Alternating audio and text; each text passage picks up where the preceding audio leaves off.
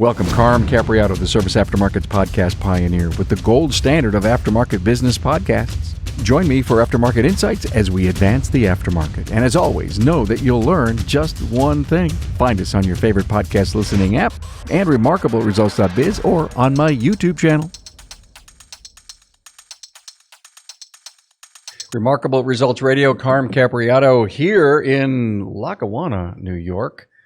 And I'm at a very interesting event. It's a peer review group from Transformers. And we've had a blast. You're going to hear a whole bunch of great episodes because we brought our portable studio here to this great event. And we just keep pulling people out of the peer review. And with me right now happens to be John Long. And we changed the name from Shertz to True Automotive. Am I right? Total True Automotive. Total True Automotive in Schertz, Texas area. How many stores now? Three locations. Can't keep up with you, buddy. Wow. You say hello to Mark for me, will you? Will do. Good to see you here. Good friend. Been on the show a lot. Appreciate it. And then Dan Taylor's here, sitting to his right, or his left, I think. Am I right? Left, yeah. My left, your right. My left. What's right anymore? That's right.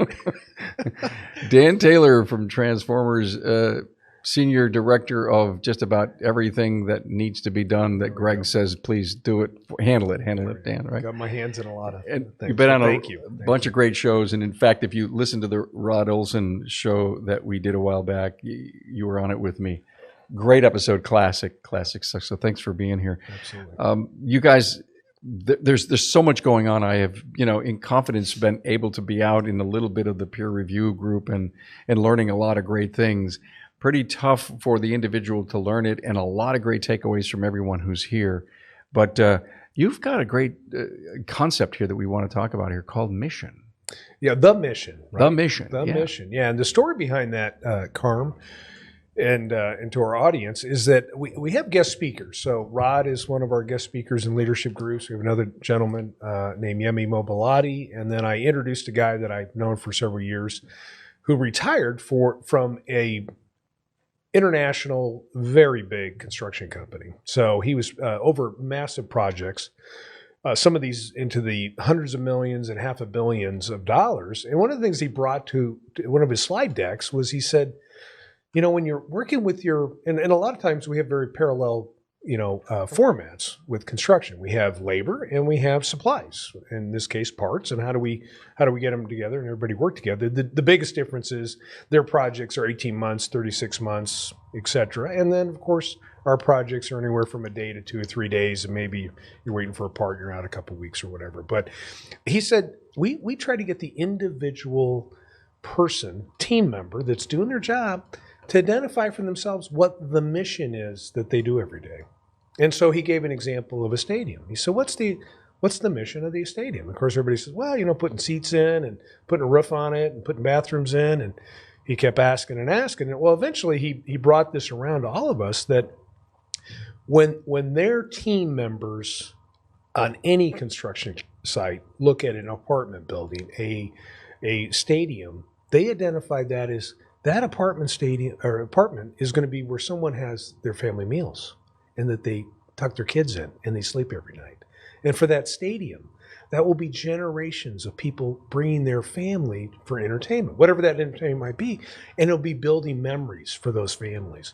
And so that mission, the mission, is deeper than what they did on their individual jobs. And every day, the mission is reminded. Everybody reminds, what are we here for? Well, I'm here to make sure that these folks are going to have a safe place to have dinner, shower, all that good stuff. Well, I brought it I thought, man, we got to bring this to our level with what we do in our industry. If the construction guys are doing it, and we certainly can do the same thing. So I had a meeting with actually the Aspen team, Greg's organization, 6 managers, and we were talking about this. And there's a gentleman that named Ryan Morrison, who is the store manager of one of their bigger stores, but he used to be a shop foreman, prior to that, a technician for the last 12 or 14 years that he's worked for Greg. Well, before I had my own shop, which take my cars to my own shop, but in the past, Ryan was identified as a guy who cared about my vehicles as much as if they were his own. So he's always been my personal technician with my own personal cars. 3 years ago, my wife had a pretty significant health challenge where if I didn't get her to the hospital, the doctors, the surgeons later informed me she would have passed that night. And I looked Ryan, because I asked him the same question in this group of 6 managers. I said, what's our mission? Of course, he said, we keep, vehicles safe and we keep them reliable and keep people on the road. I said, but what's the mission? And I looked Ryan in the eye and I said, here's the mission and the part you played in it, my friend. When I needed to get my wife expeditiously, and I drove over 100 miles an hour on the interstate to get her to the hospital, and within 2 hours she was in emergency surgery to save her life, you played a role in that, my friend. And I get very emotional. I almost get emotional telling the story because I wanted Ryan to know how important his role in all that was. When I needed the vehicle the most, the person I trusted with the maintenance and reliability of that vehicle, it delivered. And I said, that's your mission, Ryan. Hey, look, if you earn your living in the automotive service aftermarket, Apex is for you. Now, if you attended Apex 2022, then you realize the incredible commitment that Apex has to the service professional, shop owner, and technician. Joe's Garage is your place to be with 10 working bays as you experience real live working conditions along with exciting demonstrations and the latest equipment presented. Also, the best tech companies from tools and repair to management software had their latest and the greatest on display. You also attended technical business management training with the industry's best and brightest.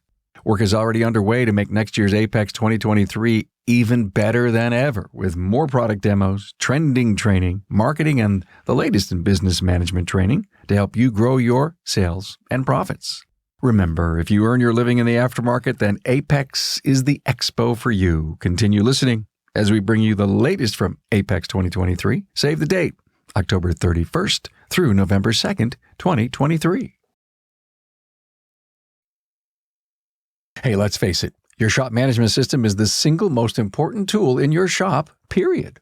NapaTrax has made selecting the right shop management system easy by offering the industry's best, most comprehensive SMS. Now, it all starts when a local representative meets with you to learn about your business and how you need to run it. After all, it's your shop, so it's your choice, and having local representation is a huge plus. Customizing tracks to your business, whether you're a one-person shop or a large multi-bay or multi-location company, a representative consults with you to help optimize your shop's workflow, efficiency, and profitability. Trax always has the flexibility to do business how you need to do it, which means it can also grow as your business grows. And unlike the other guys, we'll be there for you after installation with the best training and support in the business. Yes, a learning management system tailored to each role in your company. Simply put, Trax was designed and built for shop owners just like you. Visit us on the web at NapaTrax, that's NapaTracs.com. We are such a professional industry, and I am not sure that the world out there knows and appreciates the passion that we have for what we do to get it right. Almost, our goal would be 100% of the time, and maybe we accomplish 99. And the brake job, all the things that it takes to make that vehicle safe and press the button, turn the key, it works, and you go. How often we just take it for granted, right, John? Oh yeah, that's the customers take it for granted. We take it for granted, but we have to. Our teammates have to know the mission. They have to know the why. Back to Simon Sinek, start with why. They have to know what's behind that. It's not that, hey, we fixed a car, we're the hero now. It's that, hey, yes, we fixed the car. We guided, soccer mom to get little Susie to soccer practice, so she can be the hero to her daughter for taking her to soccer practice. We guided someone to be able to go to the hospital and take their wife there for emergency surgery. We're not the hero in that process, and we have to remember that we're there to guide them through that process. And they don't want another hero; they're already the hero. So we can't try and take that away from them. Donald Miller wrote the book Story Brand, and there's some reference going on here to hero and guide. And it's on our books page on the website where we have all these books that are dropped and mentioned on the show. But it was really a profound book. It was so moving to me to realize that we all have a story to tell, and we have a role in many people's lives. To your point about the stadium, years ago, I mean, when I was going through leadership training, there was the story of the cathedral, and an individual going up to the person who's making The three bricklayers. the three bricklayers. Exactly right. Thank you for that. I'll tell the story. What are you doing? He says, I'm mixing mortar. What are you doing? I'm laying bricks. What are you doing? I'm building a cathedral. So it was the mission that the third individual realized the much bigger role Right. that he had. Well, and the roles that we all play in each other's lives, how we all intertwine, right? Whether it's even a chapter for a short period of time with somebody, or, one of the things I encourage people thank goodness our industry has such wonderful human beings. At the end of the day, it doesn't matter who you meet or whether they're part of networking groups or not. They're just wonderful human beings, and they care about the other person.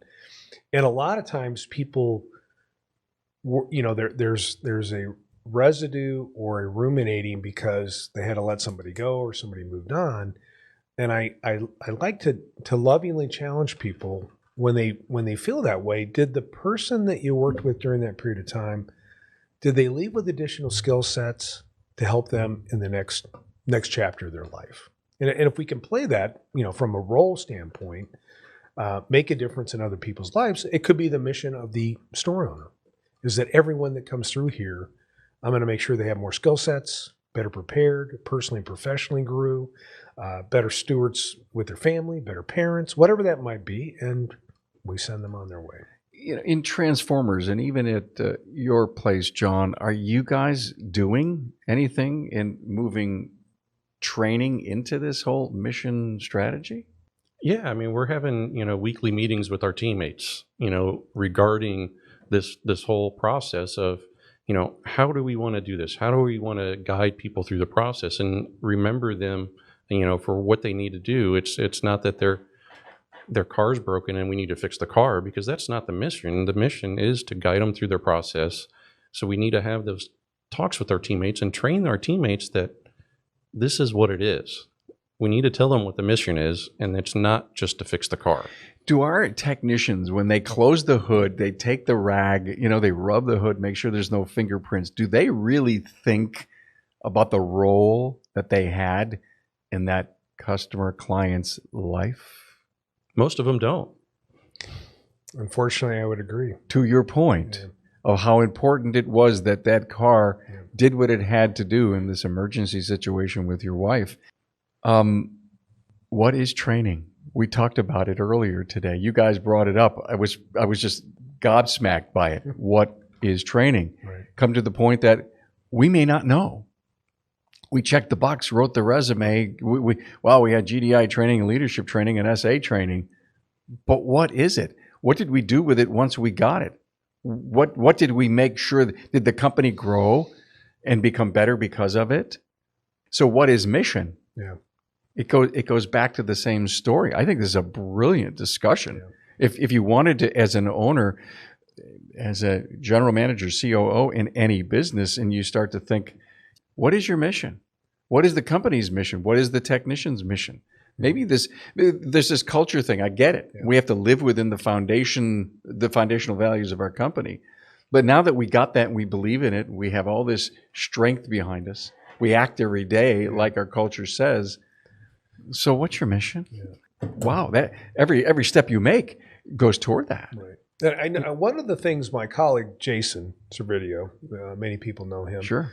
One of the things he offers up or encourages people during his 4-day service advisors training is you got to have your own mission statement, right? You've got to determine why you're there. The why, back to the Simon Sinek. Why are you doing this, right? And I think whether obviously it's more important to write it down. I have an intentions list that I live by and revisit that every day. But when I think about what my why is, and everybody in my leadership groups, and I'm so blessed to have them in there, they know I'm there. I want them to prosper personally and professionally.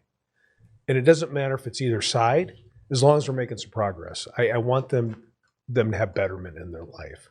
So that's my why when I interact with everybody. And then when I think about the training, I have certain documents that I follow. I bring them out every meeting, and which brings us to another kind of a fork in the road. I've really learned the last couple months, repetition, repetition, repetition, repetition. Even when we think we made the point, unless it's really ingrained, it's not made. And it was like a smack in the back of my own head, because I asked this group, hey, I asked them one question that they all should have known. Not one person answered it. Now, I'm not picking on them, because I should have went over it more than 2 or 3 times. I should have went over it every meeting. So I was sharing with a lot of these folks that have other people in some of our other groups. I said, moving forward, I don't need new material. I don't need anything new. We're just going to keep going over and over and over those things that we need to do. That's so important. We're always looking for the new best next thing. Yes. Listen, you're a young man. What are you 39? Yeah, 39 Okay. going on 40. Good. And for you to come on my podcast and say it's smacked me upside the head after all these years, I learned something new. First of all, God bless you, perpetual student, always in absorption mode, because you want to learn something new. That's one hell of a trait to have as a leader, coach, trainer, and all that you do. Repetition, repetition, repetition. Did it hit you hard too, John? Oh yeah, it hit me very hard, because many people think, training is you get up there and you go to a class one time and that's it, you're trained. But that's not it. That's only step 1 of the process. Then there's, doing it with that person. So first you show them how to do it, then you do it with them, then you watch them do it, then they can do it on their own. But then you got to start the whole cycle all over again. You can't just forget about it and leave them alone. You have to go back to them and start it at the step 1 again. Model it for them. Model it with them. Right. Let them do it. Yeah, Rod even says, of course, he does a lot of training at very high levels. He says the missing block in business and in sport and in all the different realms that he works in is that not only that repetition through the cycle, but you got to have a mentor next to you constantly hanging out with you, making sure you're doing it. And that's what we miss. We miss the buddy program, where a guy's right next to you, making sure the stuff's done over and over again. And one of the things I do, in fact, John, I'm fortunate enough to have John in my leadership guidance committee, and he's on it, along with some of the other guys, And that's to make sure I'm not losing track, because I need to have guys next to me keeping me on, moving forward and learning and growing and doing great. the repetition stuff. That's great. Guys, I gotta write a blog on this. and here's what I wrote down. I'll tell you ahead of time. Mission accomplished, never done. Love it. Does that make sense? Yeah, absolutely. Mission accomplished, never done. That's a little plaque on the wall. Because when you walk out of your office, you're heading out, you know that you got to do it again. You're going to be the megaphone, the leader, the manager, the teacher, the trainer. And to your point about repetition, repetition, repetition, that's what never done means. Right. Okay, episode over. It's been an amazing run here this morning. There's been so many gems that have fallen off the tree. Oh my God. So you hate losing, or do you love to win more, Dan? A little inside joke here. I knew the answer to the question. People that know me, I have a disdain for losing, and I'm okay losing as long as we were competitive. It's when you don't show up, you don't try, or we're not doing our very best efforts. We're not optimizing our chances. And this is off track a little bit, but it makes complete sense. So I do endurance racing at a pretty high level, pro-am level. Yeah. And it's 8 to 24-hour races. So you have to control your energy. But at the end of the day, everybody's got to be on top of it all the time. And so there's this moderation of energy, but at the same time, we're not here to not try to win, right? I mean, there's times we have 20 cars in our class. We're here to win. I'm not here to show up and drive around the track. I'm here to get a podium finish, period. But does losing help make you better? It does. But I still hate it, just like Dan. It eats us alive. It grinds at me. Oh, yeah. it grinds at me. I can't say that it puts me down for a week at a time, but it really makes me sometimes reevaluate, rethink, and say, could have done that bigger, better. Maybe it's time for a change. But losing comes in all different kinds of levels. Well, absolutely, right? Yeah. And then, I mean, I'm not a gloater as a winner. It feels awesome to win. It does. Even beating my wife in cards, I love to beat her. I mean, I do. She's creamed me 3 or 4 nights in a row. What if you lose at Monopoly? What happens? Well, Monopoly's challenging because people have to work with you, right? So if they know your only goal is to win, they're not always cooperative. Oh, shit. I'm not going to move his thing anymore. He's on the opposite side of the board. I'm not, they won't trade you the properties or whatnot. Listen, he sits down to play Monopoly and he'll never smile for another 2 hours. Never. He's like this mad scientist in the back of the room. We can't even let him near the money. I'm sorry I have this crazy vision. But back to the winning thing, a cultural value should be winning. And the team should just define what winning looks like for them, right? Whether it's reviews, whether it's monetary winning, whether it's people progressing in their careers, it's community involvement, whatever that is. I think culturally, organizations really need to define what a win looks like to them. Otherwise, it's left in ambiguity land. Yeah. And I was just talking as we were doing some of our presentations. People want to win. They want to be on winning teams. They want to feel like they're winning. They want to feel like they have a chance to win. One of the things that came up was when the goals are set too high and they're unattainable, even when you sit there and crank out the numbers and you go, well, there's no way this person's going to hit this revenue threshold because you don't have enough people in the building doing it, right? They're short a couple techs. You can't win, and then it's deflating, right? It's demoralizing. Nobody feels like they're winning. Those are really challenging scenarios too, right? And then you feel like a loser. And we've done, you and I, Carm, have done these podcasts on how important your self-worth is, your self-value, self-esteem. So back to the point, people like to win. I like to hang out with winners. John's a winner. His staff is winners. They're awesome people, and they know what it takes to win. We seem to never run out of topics, you and I, Dan. I just love sitting, in the virtual studio or actually right here with you, and because I can't stop taking notes. I mean, just about every fourth word I have to write down because you've just you've laid it up, and mission accomplished, never done links into winning and losing in my mind, because because you can always use the win or the lose to go back to never being done and then going back up to mission. What is the mission? But your people also have to know where they stand, where they're at. You can't just leave it up to their interpretation of things. Yeah. Even though share a little story. We talk about numbers every week with our team. Our team leads come to the weekly meeting with our numbers, and they have them and they talk about them. So I assumed, there's that word, assume, that they understood where they're at, where they stand. And for months and months, we had a teammate that we thought knew where she was on it. But then, I had to have a difficult conversation with her, and it's like, okay, this is truly where we are at, and I thought you assumed, because we talked about these numbers all the time, that you knew where you were at. And that wasn't the case. I had to have that difficult conversation with her and be assertive and like, okay, this is it. We are not winning. You need to understand we are not winning right now. Tough love. Tough love. But what was the aftermath, John? The aftermath is they've been killing it for the past 3 weeks. Yeah. It's absolutely killing it. It's amazing when you have that. The worst thing that some people have as leaders is to say, oh, God, I just don't want to have this. Yeah. But if you have it with all the right intentions, you want to save this person, you believe in this person, but you also have a duty to the company, to the client, it works.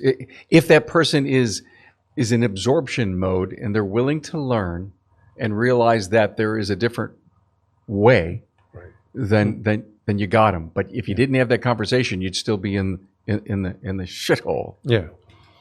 And it's we've been taught that we need to these soft skills. We need to be soft with people. We need to not be so rough around the edges at times. But then there's these times where you have to be assertive and you have to have that tough conversation. I don't think soft skills means you're soft.